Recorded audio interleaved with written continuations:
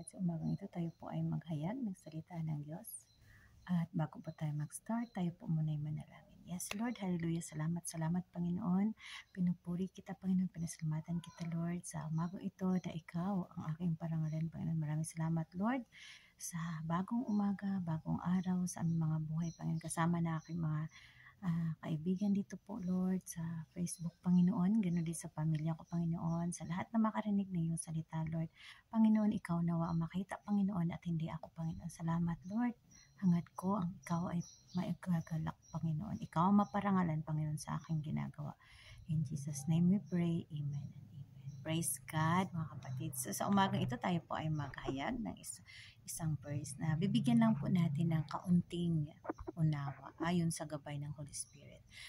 Ito po ay na-share ko na rin po sa Facebook, pero akin lamang pong bibigyan ng konting explanation. Yes, so makita po natin, ating buksan natin mga Biblia or mga apps sa ating mga cellphone, mga Bible apps natin upang ating mabasa. Makita po natin sa Awit 37 verse 24, sinabi po dito, bagaman siya'y mabuwal, hindi siya lubos na mapapahiga sapagkat inaalalayan siya ng Panginoon na kanyang kamay. Amen. So sa talatang ito, malinaw ang pangako ng Diyos na kapag po tayo ay nagtitiwala sa Kanya, nanampalataya, hindi po tayo agad-agad mabubuwal, kapatid. So ang ating faith, kailangan po talaga sa lahat ng oras. Hindi lang po sa oras ng may kagipitan or sa oras ng mga may dumarating sa atin na mga unexpected na pangyayari sa ating mga buhay, kundi ninanais ng Diyos na tayo po ay magtiwala sa Kanya sa lahat ng oras. So kaya anuman ang ating maranasan, hindi tayo agad-agad mabubuwal dahil kasama natin siya. Kapag may tiwala tayo sa Diyos, ay talagang sasamahan tayo ng Panginoon. Yung paggabay niya sa atin ay napakalinaw, kapatid. Ang pangako niya sa talatang ito ay napakalinaw na lagi niyang pinapaalala sa atin. Anak, anuman ang iyong nararanasan, huwag kang mawala ng pag-asa, bagkus ay magtiwala ka lamang sa Panginoon. Kaya mga kapatid, napakaganda ng pangako ng Diyos dito sa Awit 37:24. But sa English po, sa Psalm 37:24, it says, "Stuff he may fall, he will not be fully laid down, for the Lord upholds him with his hand."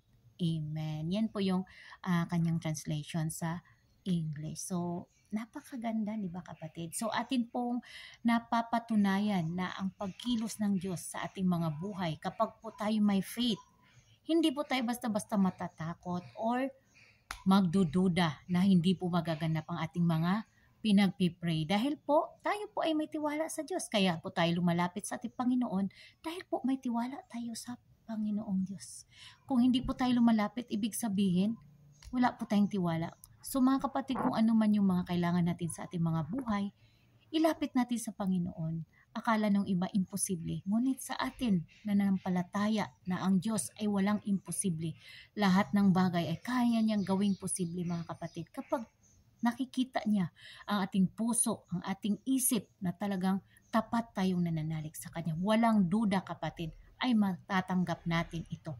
At napakaganda na binigyang diin niya dito sa talatang ito sa verse 37:24 na kahit ang isang tao ay madapa o magkamali, hindi siya basta-basta matumba dahil ang Panginoon ang magtataguyod sa kanya.